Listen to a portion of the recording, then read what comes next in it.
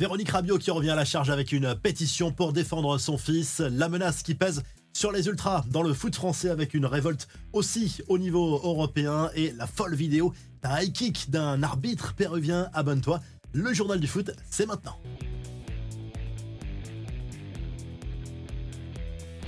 Les suites de l'affaire des banderoles insultantes au Parc des Princes lors du dernier Classico. Véronique Rabiot, la mère et représentante du milieu de terrain de l'Olympique de Marseille, a rédigé cette pétition pour lutter contre les insultes personnelles dans les stades du foot français. Pétition adressée notamment à Vincent Labrune, le président de la LFP, et à la ministre des Sports. Dans le viseur, les insultes ciblées, personnelles et humiliantes, des violences verbales souvent sexistes, racistes et diffamatoires qui n'ont plus leur place dans notre société, encore moins dans les stades. Voilà ce que dit la pétition.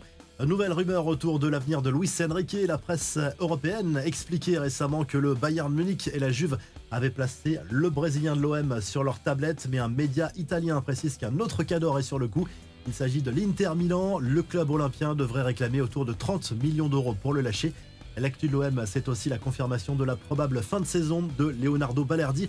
Le défenseur argentin blessé samedi à Reims souffre d'une entorse du ligament latéral interne du genou gauche et il sera absent plusieurs semaines. Objectif final pour le PSG, le club parisien en déplacement ce mardi soir dans l'habituel stade du LOSC pour défier Dunkerque en demi-finale de la Coupe de France. Coup d'envoi à 21h10. Luis Enrique va aligner sa meilleure équipe ou presque. Beraldo est attendu tout de même dans le 11 de départ aux côtés de Marquinhos en défense centrale. Le trio Kvaratskhelia, Barcola, Dembélé devrait être aligné en attaque. Le Real Madrid à la conquête de la Coupe du Roi, demi-finale retour ce mardi soir contre la Real Sociedad.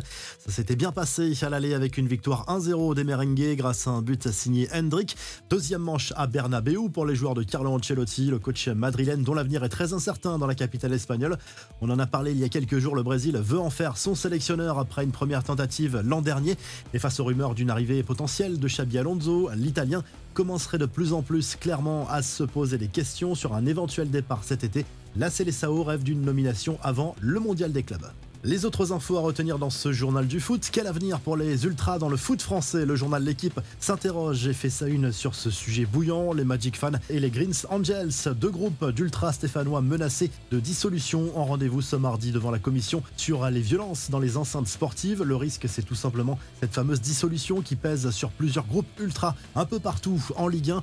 Des groupes ultras de toute l'Europe ont publié des messages de soutien. Gros couac pour Manchester City pour la fin de saison. Erling Haaland, blessé contre Bournemouth en FA Cup, devrait rater une partie de la fin de saison en Premier League. Le Norvégien va passer des examens complémentaires.